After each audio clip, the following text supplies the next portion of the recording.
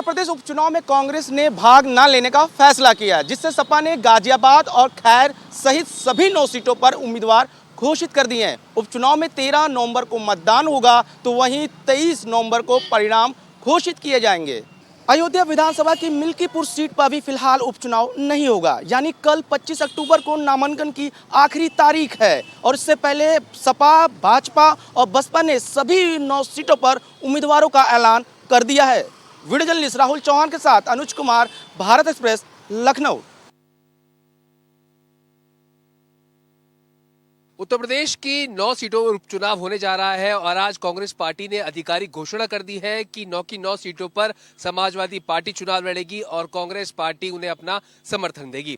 दरअसल कांग्रेस पार्टी ने 3 से 4 सीटों की मांग समाजवादी पार्टी से की थी, जो पूरी नहीं हो पाई और आखिरकार जो समझौता होने की स्थिति थी वो 2 सीटों पर थी, गाजियाबाद शहर और दूसरी अलीगढ़ की खैर विधानसभा। अब ऐसे में कांग्रेस पार्टी को लगा कि उनका ज्यादा जो जमीनी ताकत है वो इन दोनों क्षेत्रों में नहीं है। हालांकि फूलपुर और मंझवा की सीट जो है कांग्रेस पार्टी की तरफ से मांगी गई थी, लेकिन सपा ने वो सीटों पर पहले ही अपने प्रत्याशियों के नाम का ऐलान कर दिया। हालांकि कांग्रेस नेता अब लगातार इस बात को कह रहे हैं कि जो जंगल राज उत्तर प्रदेश के अंदर चल रहा है उसमें जरूरी नहीं है कि अलग अलग चुनाव लड़ा जाए, बल्कि पूरी ताकत से इंडिया ब्लॉक चुनाव लड़ेगा। समाजवादी पार्टी की 9 की 9 सीटों पर विजयी उम्मीदवार होंगे, लेकिन सवाल अब ये उठता है कि आखिरकार जो हरियाणा में एक भी सीट सपा को नहीं दी गई या फिर इंडिया अलायंस को नहीं दी गई, तो क्या उसी की रंजिश है या बदला है वो सपा ने उत्तर प्रदेश में कांग्रेस पार्टी से लिया है? क्या आगे जो गठबंधन की राह होगी, जो डगर होगी वो बेडगर तो नहीं होगी? अब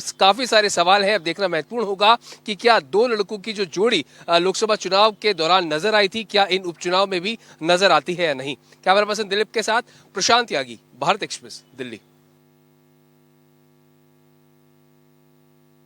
कांग्रेस के प्रभारी अविनाश पांडे इस वक्त हमारे साथ है। सर, आखिरकार क्या वजह रही कि 9 की 9 सीटों पर समाजवादी पार्टी चुनावी मैदान में है और कांग्रेस पिछड़ गई? सबसे पहले मैं कहूँ, कांग्रेस कहीं पर भी पिछड़ी नहीं है। आज आवश्यकता है कि राजनीति का जिस प्रकार से राजनीतिक स्तरों में गिरावट आ रही है और जिस प्रकार से अपने राजनीतिक दल के विस्तार के लिए हम कई प्रकार के कॉम्प्रोमाइज़ेस करते हैं, कांग्रेस का नेतृत्व इस चीज़ पर गंभीरता से विचार करता है कि आज आवश्यकता है देश की राजनीति को मजबूती के साथ सही दिशा में दौड़ाने की। जिस प्रकार से भारतीय जनता पार्टी और एनडीए अपने सत्ता बल के आधार पर संविधान को कमज़ोर करने की साजिश कर रही है, समाज में तनाव फैलाकर लोगों को आपस में बांटने की कोशिश कर रही है।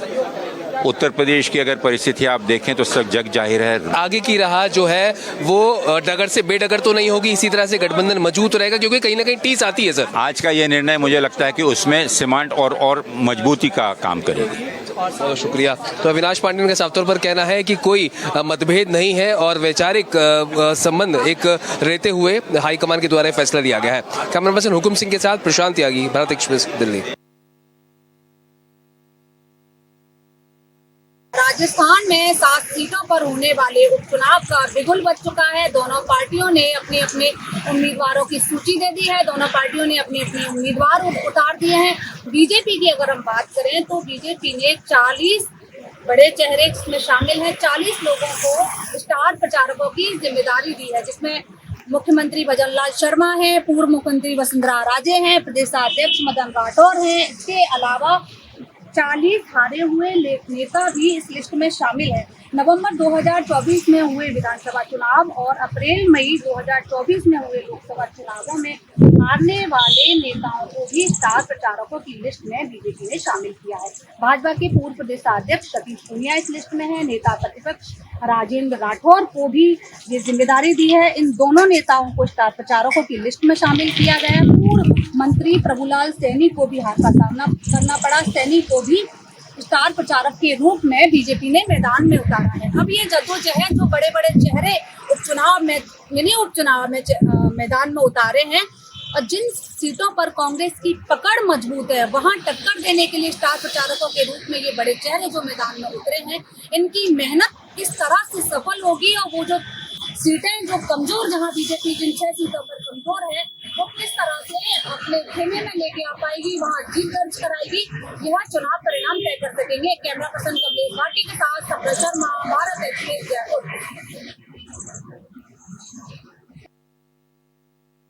मध्य प्रदेश की बुधनी और विजयपुर विधानसभा में उपचुनाव हो रहे हैं, जिसको लेकर बीजेपी और कांग्रेस ने पूरी ताकत झोंक दी है। बीजेपी की बात करें तो बीजेपी आज विजयपुर में पहुंचे हैं सभी वरिष्ठ नेता, जिसमें मुख्यमंत्री मोहन यादव, प्रदेश अध्यक्ष BD शर्मा, विधानसभा अध्यक्ष नरेंद्र सिंह तोमर वहां पहुंचे हैं और लोगों से, विजयपुर के जनता से बीजेपी के लिए वोट मांगे हैं। और आज रामनिवास रावत ने इनकी उपस्थिति में आज अपना पर्चा दाखिल किया, नामांकन दाखिल किया है। और इस दौरान सीएम ने एक रोड शो की, एक सभा की और रैली में जनता से भारतीय जनता पार्टी के लिए वोट मांगे हैं। दरअसल सरकार दोनों ही सीटों पर जीतना चाहती है, क्योंकि उनकी नाक का सवाल है। राज्य में बीजेपी की सरकार है, केंद्र में भी बीजेपी की सरकार है, वहीं कांग्रेस बुधनी में ताकत लगा रही है और बुधनी सीट कहीं ना कहीं जीतना चाहती है। और जिसको लेकर आज PCC चीफ जीतू पटवारी अपने तमाम वरिष्ठ नेताओं के साथ अपने प्रत्याशी राजकुमार पटेल का नामांकन दाखिल कराने पहुंचे और वहां पर एक रैली और सभा करके उन्होंने जनता से वोट मांगे हैं। दोनों ही दल पूरी ताकत झोंक रहे हैं, दोनों ही उपचुनाव जीतना चाहते हैं, जिसको लेकर अब मध्य प्रदेश में सियासी घमासान चरम पर है। कैमरामैन मनीष के साथ भारत एक्सप्रेस के लिए भोपाल से अजय भटनागर।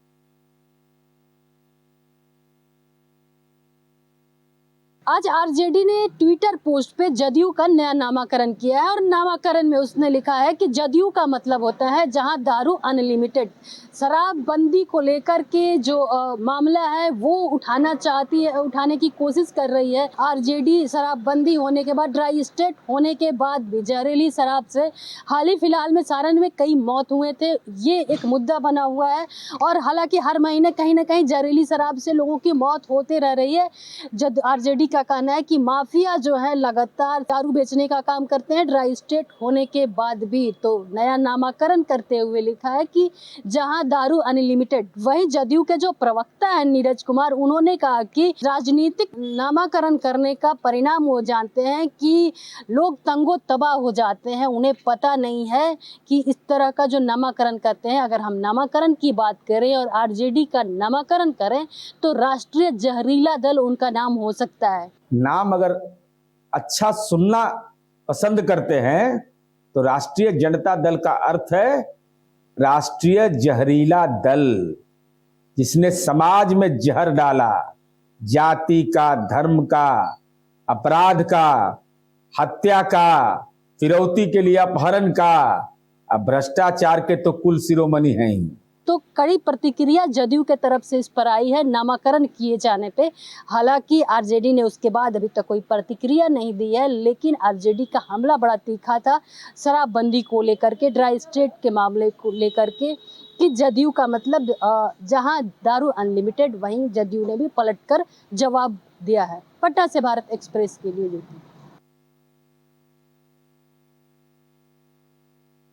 महाराष्ट्र के पुणे जिले में आज सुबह बड़ा हादसा हो गया। पिंपरी चिंचवड़ के भुसारी इलाके में पानी की टंकी गिरने से 3 लोगों की मौके पर ही मौत हो गई, जबकि 7 लोग बुरी तरीके से घायल हुए हैं, जिन्हें इलाज के लिए अस्पताल में भर्ती कराया गया है। यह हादसा तब हुआ जब मजदूर काम पर जाने से पहले नहाने गए थे और टंकी के नीचे वो सारे लोग वहां पर नहा रहे थे और तभी टंकी का हिस्सा गिर जाता है और सारे अंदर दब जाते हैं। हालांकि जो लोग अंदर दबे हुए थे उनको रेस्क्यू ऑपरेशन करके निकाल लिया गया है, लेकिन 3 लोगों की मौत हो गई है। इस पूरे हादसे को लेकर महाराष्ट्र के उप मुख्यमंत्री अजित पवार की तरफ से दुख भी जताया गया है। आपको बता दें कि उस कंस्ट्रक्शन कैंप में 1000 से ज्यादा मजदूर रह रहे थे, जो झारखंड, बिहार, यूपी के अलग अलग हिस्सों से आए हुए थे। हालांकि वहां पर जो मलबा है उसे अभी भी हटाने का काम जारी है, लेकिन जिस तरीके से 12 फीट ऊपर वो टंकी थी और पानी का जो फ्लो था वो ज्यादा हो गया था, उसके बाद वो टंकी गिर गई। अब ऐसे में ये देखना होगा कि इस पूरे मामले को लेकर आगे प्रशासन की तरफ से क्या जांच किया जाता है। कैमरामैन बाला के साथ में आंचल तिवारी, भारत एक्सप्रेस। अयोध्या में तैनात एडीएम कानून व्यवस्था इसी सरकारी आवास में मृत पाए गए हैं, संदिग्ध अवस्था में मृत पाए गए हैं। ये बताया जा रहा है कि उनकी सेहत ख़राब थी, तबीयत पहले से ख़राब थी और ख़राब होने की वजह से जो है ये इनको इलाज के लिए जाना था, लेकिन किन्हीं परिस्थितिवश नहीं जा पाए और यहाँ अपने सरकारी आवास में ये मृत पाए गए हैं। एडीएम कानून व्यवस्था सुरजीत सिंह यहाँ पर तैनात थे और इसी सरकारी आवास में रहा करते थे और यहीं पर रात में खाना खाने के बाद सोए तो सुबह जब उनको लोगों ने जगाया तो उनको मृत पाया। हालांकि उनके शरीर पे ब्लड के जरूर निशान पाए गए हैं, लेकिन जो बताया जा रहा है कि स्वास्थ्य ठीक नहीं रहता था, जिसकी वजह से ये प्रथम दृष्टया जो है वो डेथ का कारण बताया गया है। हालांकि यहाँ के जो आला अधिकारी हैं, उच्च अधिकारी हैं, उन्होंने अभी परिवार के लोगों के आने के इंतजार करने की बात कही है। साथ में एडीएम कानून व्यवस्था सुरजीत सिंह की डेड बॉडी का परीक्षण कराने की बात कही है। उसके बाद क्या है वो चीजें सामने आ पाएगी, लेकिन जो बताया जा रहा है कि प्रथम दृष्टया जो है वो बीमारी से मौत नजर आ रही है। कैमरा से ध्रुव के साथ मनमीत गुप्ता, भारत एक्सप्रेस, अयोध्या। मैं दिल्ली की यमुना, हर साल की मेरी यही कहानी, हर साल होती हूं मैं मैली और हर साल मुझ पर सियासत की एक नई कहानी। दिल्ली में यमुना नदी लगातार प्रदूषित हो रही है। बीजेपी, कांग्रेस, आम आदमी पार्टी लगातार एक दूसरे के ऊपर आरोप प्रत्यारोप लगा रहे हैं। साथ ही वो कह रहे हैं कि यमुना में बढ़ते हुए प्रदूषण के लिए दिल्ली सरकार जिम्मेदार है, तो वहीं दिल्ली सरकार कहती है कि पूर्ववर्ती सरकारों ने कुछ नहीं किया। लगातार यमुना प्रदूषण पर लोग परेशान हैं क्योंकि छठ का त्योहार आने वाला है। किसी को नहीं पता कि आखिरकार यमुना कब साफ होगी और कब दिल्ली वाले यमुना में डुबकी लगा पाएंगे। आपको बता दें कि साल 2021 में अरविंद केजरीवाल ने दिल्ली वालों से वादा किया था कि वो साल 2025 आते आते दिल्ली वालों को यमुना में डुबकी लगवा देंगे। यही वजह है कि 2025 आने से पहले अरविंद केजरीवाल के किए हुए वादों को लेकर दिल्ली बीजेपी ने आज अरविंद केजरीवाल और आतिशी के लिए वहां पर कुर्सियां लगवाई और उनसे निवेदन किया कि वो आए और दिल्ली वालों के साथ यहां यमुना में डुबकी लगाएं। ना तो अरविंद केजरीवाल आए, ना आतिशी मार्लेना आई और आप देखिए यही हाल यमुना का है, क्योंकि यमुना हर साल की तरह इस साल भी प्रदूषित है। इस साल भी यमुना पर कोई स्थायी हल नहीं निकला है। दिल्ली से कैमरा पर्सन रमेश राय के साथ मैं मोहित शुक्ला, भारत एक्सप्रेस। राज्य में किसानों की स्थिति बद से बदतर हो गई है और ऐसे में किसानों को मरहम लगाने के लिए राज्य सरकार ने राहत पैकेज की घोषणा की है। तो विपक्ष ने इस राहत पैकेज को किसानों को लॉलीपॉप बताया है। राज्य सरकार ने 1217 टीमें बनाकर अलग अलग जिलों में किसानों की भूमि का सर्वे कराया और उनके नुकसान का जायजा लिया। इसके तहत करीब 1400 करोड़ रुपए की राहत पैकेज की घोषणा की गई है। गुजरात सरकार ने कुल मिला के 1419.62 करोड़ का सहायता पैकेज जाहिर किया है। उसमें 20 जिले के अंदर 136 तालुका में किसानों के सहाय के लिए ये पूरी राशि दी गई है। 33% से ज्यादा जहां पर भी नुकसान हुआ है उसका इसमें समग्र ब्यौरा है और वहां यही नॉर्म्स के साथ जो एसडीआरएफ के नॉर्म्स के अनुसार और साथ में 322.33 करोड़ का टॉपअप के साथ ये पूरा पैकेज दिया गया है। तो राज्य सरकार के इस फैसले के बाद भी आज विपक्ष ने राजकोट में व्यापक विरोध प्रदर्शन किया। आम आदमी पार्टी के कार्यकर्ताओं ने बैलगाड़ी में बैठकर विरोध प्रदर्शन किया और किसानों के साथ मजाक करने का आरोप लगाया। राज्य सरकार का कहना है कि उन्होंने अब तक किसानों के लिए पर्याप्त मुआवजा उपलब्ध कराया है, लेकिन विपक्ष इस पर अब भी राजनीति कर रहा है। अहमदाबाद में कैमरा पर्सन संजय कोष्टी के साथ अरविंद शर्मा, भारत एक्सप्रेस।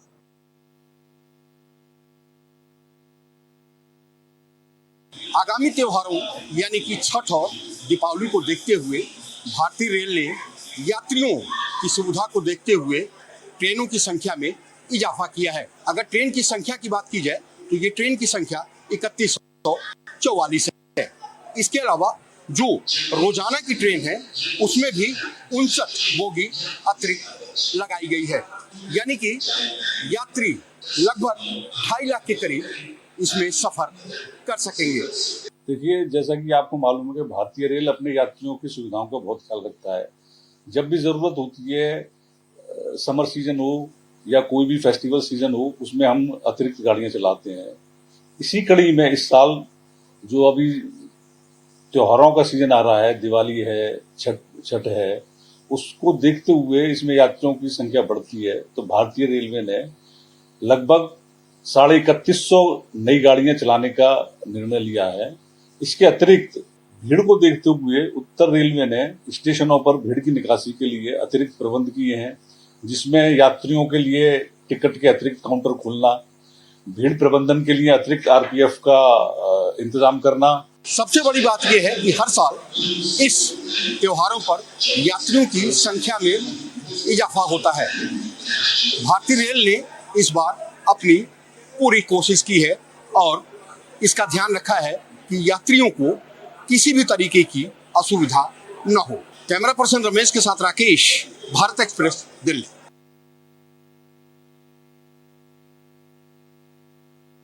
मुंबई में एक तरफ चुनावी गर्मी है, दूसरी तरफ मुंबई कर को अक्टूबर हीटवे से राहत मिलता नजर नहीं आ रहा है। इस बार मुंबई करों को ज्यादा उमस और गर्मी सता रही है। हालांकि पिछले हफ्ते बरसात हुई थी, उसके बावजूद मौसम में कोई बदलाव नहीं हुआ है। वहीं अगर तापमान की बात करें तो तापमान 33 से 34 डिग्री के आसपास है और आने वाले वक्त में तापमान में और वृद्धि देखी जाएगी। मौसम विभाग की तरफ से कहा जा रहा है कि आने वाले वक्त में तापमान 35 से 36 डिग्री के आसपास होगा। ऐसे में मुंबई करों को उमस और गर्मी से जल्द राहत मिलता नजर नहीं आ रहा है। जिस तरीके से मुंबई में दिन रात गर्मी पड़ रही है, लोगों को उमस सता रहा है। अब ये देखना होगा कि उससे लोगों को राहत कब मिलेगी। कैमरामैन बाला के साथ में आंसू तिवारी, भारत एक्सप्रेस।